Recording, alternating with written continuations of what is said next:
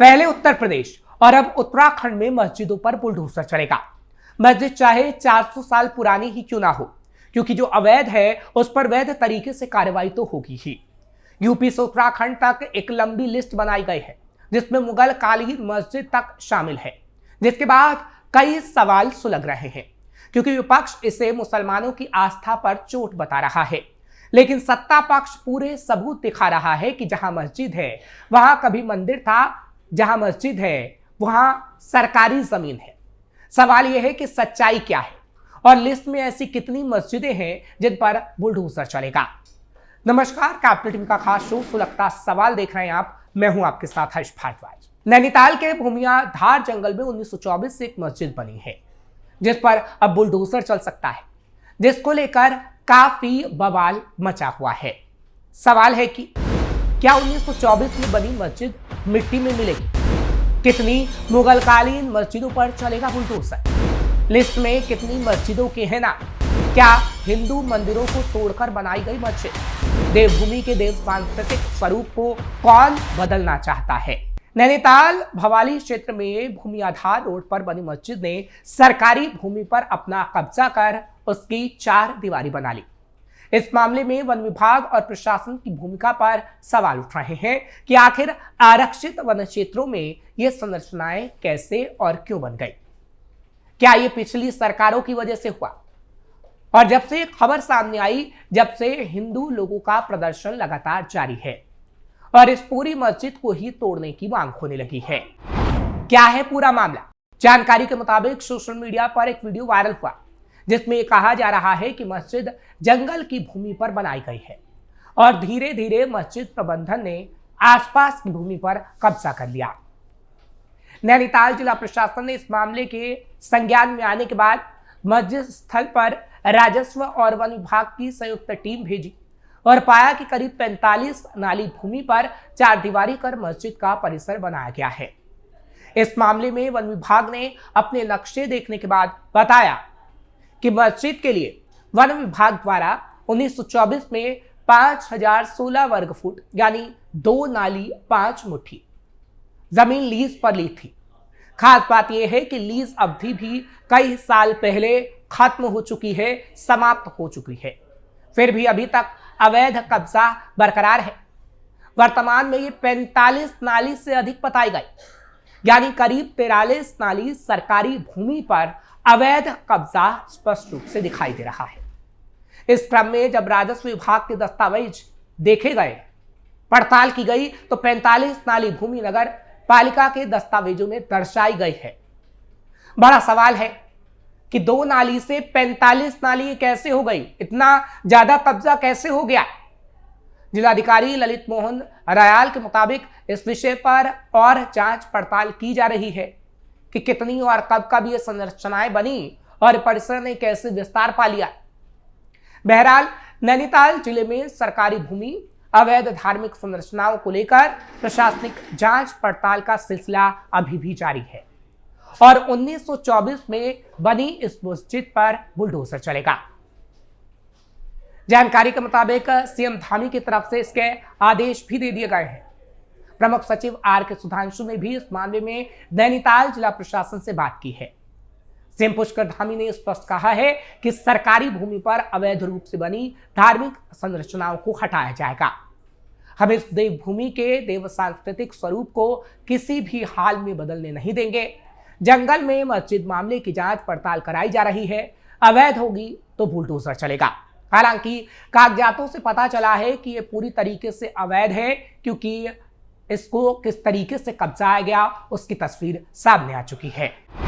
उत्तराखंड में अवैध मस्जिद पर बड़ी कार्रवाई। इससे पहले खबर सामने आई थी कि नैनीताल जिले में रामनगर कोसी नदी किनारे रिजर्व फॉरेस्ट की जमीन कब्जा कर एक बड़ी मस्जिद भी बना ली गई। धामी सरकार की कार्रवाई में मस्जिद को ध्वस्त कर दिया गया। वन विभाग ने इससे पूर्व उस धार्मिक संरचना को हटाए जाने का नोटिस भी जारी किया था कि हटाइए इस संरचना को, नहीं तो बुलडोजर चलाएंगे। अवैध कब्जों के मुख्य आरोपी और वायरल वीडियो। कोसी नदी किनारे रिजर्व फॉरेस्ट की जमीन को कब्जाने और वहां बस्ती बनाने में ताहिर मुला, सलीम पत्रकार, अंकल बाबू और कई राजनीतिक आकाओं के नाम भी सामने आए हैं और वीडियो इनका वायरल हुआ है। प्रशासनिक अधिकारियों ने खुद अवैध कब्जा करने वालों से बातें करते हुए वीडियो रिकॉर्डिंग की है, जिसमें बताया गया है कि कैसे और कितने पैसों में ये जमीन खरीदी गई, वो भी अवैध तरीके से। वन विभाग की पहली बड़ी कार्रवाई। हालांकि इतनी बड़ी कार्रवाई वन विभाग ने पहली बार की जब करीब 64 एकड़ भूमि पहले चरण में खाली करवाई गई है, जबकि जो अगला चरण होगा उसमें लगभग 100 एकड़ वन भूमि खाली कराई जाएगी। धामी सरकार ने कार्रवाई के दौरान ये भी पाया कि झोपड़ियों में रहने वाले लोगों ने कैसे हाईकोर्ट में याचिकाएं दायर की हैं और उनका कौन ऐसे बुद्धिजीवी वर्ग खर्च उठा रहे हैं जो सरकार का विरोध करते हैं।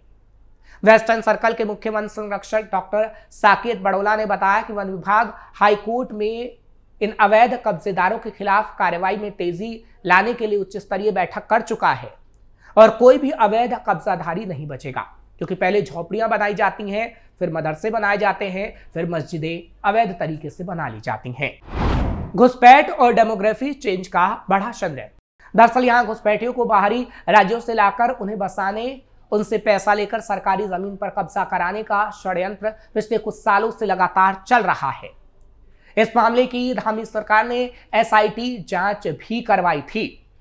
सरकार का यह मानना भी है कि यहां फर्जी दस्तावेजों के आधार पर लोगों को कब्जा करवाया गया, यानी फर्जी उनका आधार कार्ड बनाया गया, फर्जी तरीके से दस्तावेज बनाया गया और उनको बसाने का काम पिछली सरकारों ने किया। अब यहां डेमोग्राफी चेंज की समस्या बड़ी हो गई है, जिसे सुधारना होगा। मजारे, मदरसे और मस्जिद सहित कई संरचनाएं ध्वस्त। कोसी नदी किनारे रिजर्व फॉरेस्ट की भूमि पर कब्जा कर योजनाबद्ध तरीके से छोटा मजारे बनाई गई, मदरसे बनाए गए, एक बड़ी मस्जिद भी बना दी गई। 7 दिसंबर की सुबह भारी फोर्स लेकर वन विभाग ने पहले चरण की कार्रवाई करते हुए उस धार्मिक संरचना को मिट्टी में मिला दिया, यानी उन मजारों, दरगाहों, मस्जिदों को। 7 दिसंबर से लगातार चल रहा बुलडोजर अभी भी गरज रहा है। जानकारी के मुताबिक 2000 वर्ग फुट से ज्यादा सरकारी वन आरक्षित भूमि पर अवैध रूप से बड़ी मस्जिद बनाई गई थी, जिसे ध्वस्त कर दिया गया। वन विभाग का स्पष्ट संदेश। डीएफओ प्रकाश आर्य ने बताया कि वन विभाग के आरक्षित क्षेत्र की भूमि को खाली करवाया जा रहा है सरकार के आदेश पर। किसी भी प्रकार का कोई अतिक्रमण वन आरक्षित क्षेत्रों में नहीं होने दिया जाएगा। उन्होंने कहा कि हमने नोटिस जारी कर दिए हैं कि अतिक्रमण करने वाले खुद ही अवैध कब्जा छोड़ दें जिन्होंने इन जमीनों को कब्जा किया है, नहीं तो वन विभाग और प्रशासन कार्रवाई करेगा और बुलडोजर चलाएगा। मुक्त कराई गई भूमि को सुरक्षित किया गया। वन विभाग ने फिलहाल मुक्त करवाई गई आरक्षित वन भूमि को तारबाड़ से सुरक्षित करने का काम शुरू कर दिया है, ताकि कोई और उस पर कब्जा ना कर ले। दरगाहों, मस्जिदों को तोड़ा गया है और वन विभाग वहां पर उन जमीनों पर आम लोगों के लिए सुविधाएं देने का काम करेगा। ऊधम सिंह नगर से भी आई बड़ी जानकारी।